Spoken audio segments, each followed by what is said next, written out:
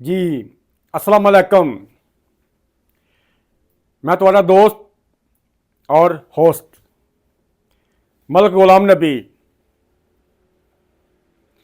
जिस तरह के तमाम दोस्तों को पता है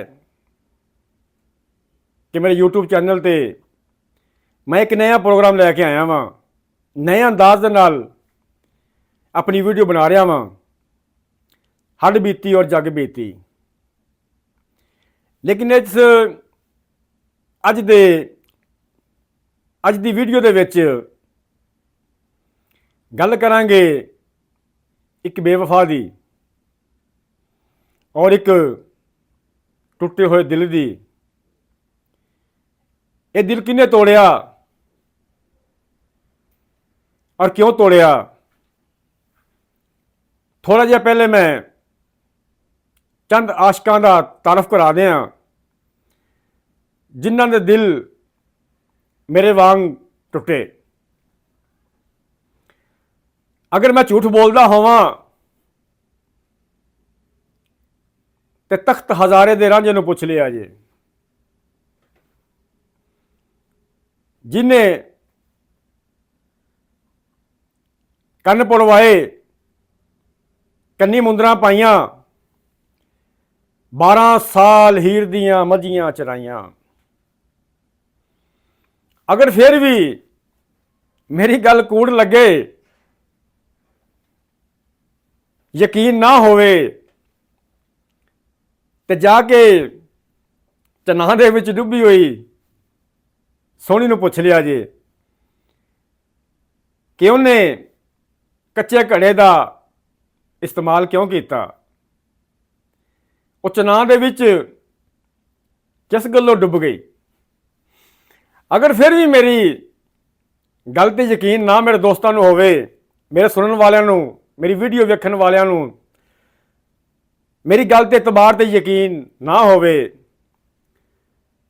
ते सस्सी नूं पुछ लिया जे भी उस कमली मर जानी नूं की सुझी, की होया कि उन्हें थलां दे विच रुल के अपनी जान ही दे छड्डी। इसे तरह जिन्ने भी आशक होए ने उन्हें अपने महबूब की खातर, उन्होंने राजी रखने की खातर, उन्होंने दसन की खातर कि तू मेरा है तो मैं तेरा वां, कईयां ने जान दे नजराने दिते, कईयां ने ताजमहल बनवाए। वो भी आशिक ही सी ना। जिस आशिक ने अपने महबूब को राजी रखने वास्ते ताजमहल बनवा छड्डिया, इस तरह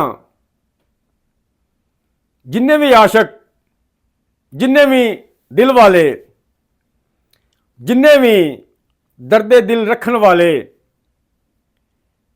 इस दुनिया ते आए ने और टुर गए ने। कोई कुछ लैके टुर गया और कोई कुछ किसी नूं दे के टुर गया। कईयां ने ते अपनी जिंदगी ही दे छड्डी अपने महबूब नूं, कईयां ने दौलत ही दे छड्डी अपने महबूब नूं। यानी कि जिस आशिक कोल भी जो भी कुछ है सी, सरिया सी, जो कुछ है सी, जो सरिया उन्हें आपदे महबूब की खुशी की खातर हर शे लुटा छड्डी।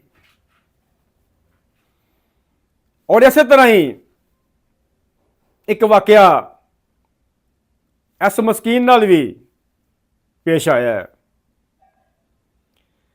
मैं उस बेवफा का जिक्र करने तो पहले एक दौड़ा उस बेवफा के नाम कहना वा ਬੇਦਰਦਾ ਵੇ ਹਰ ਜਾਈਆ, ਬੇਦਰਦਾ ਵੇ ਹਰ ਜਾਈਆ, ਬੜਾ ਵਫਾ ਵਫਾ ਸੈਂ ਕਰਦਾ, ਕਹਿੰਦਾ ਸੈਂ ਮੈਂ ਜੀਣਾ ਨਹੀਂ ਬਿਨ ਤੇਰੇ, ਕਹਿੰਦਾ ਸੈਂ ਮੈਂ ਜੀਣਾ ਨਹੀਂ ਬਿਨ ਤੇਰੇ, ਵੇ ਇਨਾ ਸੈਂ ਮੇਰੇ ਤੇ ਮਰਦਾ, ਛੁਪ ਛੁਪ ਕੇ ਦੋਵੇਂ ਮਿਲਦੇ ਸਾਂ, ਵੇ ਗੱਲਾਂ ਸਰੇ ਆਮ ਹੋਣ ਤੋਂ ਸੈਂ ਡਰਦਾ, ਛੁਪ ਛੁਪ ਕੇ ਦੋਵੇਂ ਮਿਲਦੇ ਸਾਂ, ਵੇ ਗੱਲਾਂ ਸਰੇ ਆਮ ਹੋਣ ਤੋਂ ਸੈਂ ਡਰਦਾ, ਮਲਕ ਗੁਲਾਮ ਨਬੀ ਹਰ ਵੇਲੇ, ਮਲਕ ਗੁਲਾਮ ਨਬੀ ਹਰ ਵੇਲੇ, ਵੇ ਬੜਾ ਜੀ ਜੀ ਸੈਂ ਮੈਨੂੰ ਕਰਦਾ। ਇਹ ਮੇਰਾ ਦੋੜਾ,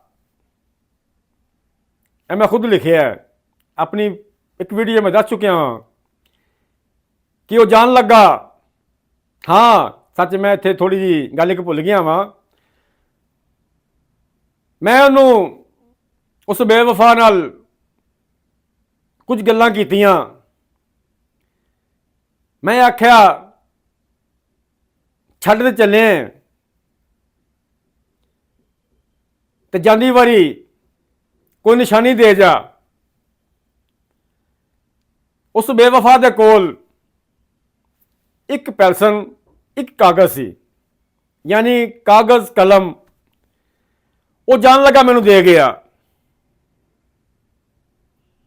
ਮੈਨੂੰ ਕਹਿ ਗਿਆ ਕਿ ਮੇਰੇ ਕੋਲ ਹੋਰ ਤਾਂ ਕੁਝ ਹੈ ਨਹੀਂ, ਇਹ ਤੈਨੂੰ ਇੱਕ ਮੈਂ ਕਾਗਜ਼ ਔਰ ਇੱਕ ਕਲਮ ਦੇ ਚੱਲਿਆ ਵਾਂ। ਜਦੋਂ ਮੇਰੀ ਯਾਦ ਆਵੇ, ਜਦੋਂ ਮੇਰੀ ਯਾਦ ਸਤਾਵੇ, ਜਦੋਂ ਵੀ ਬੇਚੈਨ ਹੋਵੇਂ, ਜਦੋਂ ਵੀ ਉਦਾਸੀਆਂ ਤੈਨੂੰ ਘੇਰਾ ਪਾਣ, ਜਦੋਂ ਤਨਹਾਈ ਤੈਨੂੰ ਪਰੇਸ਼ਾਨ ਕਰੇ, ਤੇ ਮੈਨੂੰ ਯਾਦ ਕਰਕੇ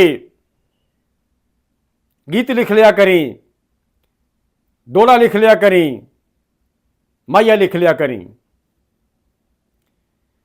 ਮੈਂ ਉਸ ਬੇਵਫਾ ਦੇ ਇਸ ਅਹਿਸਾਨ ਦਾ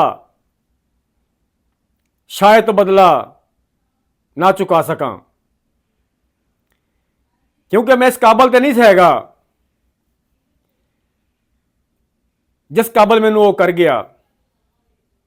ਜਦੋਂ ਮੈਂ ਇਸ ਇਸ਼ਕ ਦੇ ਪੈਂਡੇ 'ਚ ਪਿਆ ਸਾਂ, ਮੈਨੂੰ ਲਿਖਣਾ ਪੜ੍ਹਨਾ ਨਹੀਂ ਸੀ ਆਉਂਦਾ। ਮੈਨੂੰ ਨਹੀਂ ਸੀ ਪਤਾ ਹੁੰਦਾ ਕਿ ਸ਼ੇਰ ਕਿੰਝ ਲਿਖੀਦਾ, ਦੋੜਾ ਕਿੰਝ ਲਿਖੀਦਾ, ਮਾਇਆ ਕਿੰਝ ਲਿਖੀਦਾ, ਗੀਤ ਕਿੰਝ ਲਿਖੀਦਾ। ਲੇਕਿਨ ਜਦੋਂ ਉਸ ਬੇਵਫਾ ਨੇ ਕਿਸੇ ਹੋਰ ਦੀ ਖਾਤਰ, ਮੈਂ ਇੱਥੇ ਗੱਲ ਕਰ ਦੇਣਾ ਚਾਹੁੰਦਾ ਵਾਂ ਕਿ ਜਦੋਂ ਉਹਨੂੰ ਕੋਈ ਸਾਡੇ ਤੋਂ ਬਿਹਤਰ ਮਿਲਿਆ, ਸਾਡੇ ਤੋਂ ਅੱਛਾ ਮਿਲਿਆ, ਸਾਡੇ ਤੋਂ ਕੋਈ ਦੌਲਤਮੰਦ ਮਿਲ ਗਿਆ, ਜਦੋਂ ਕੋਈ ਸਾਡੇ ਤੋਂ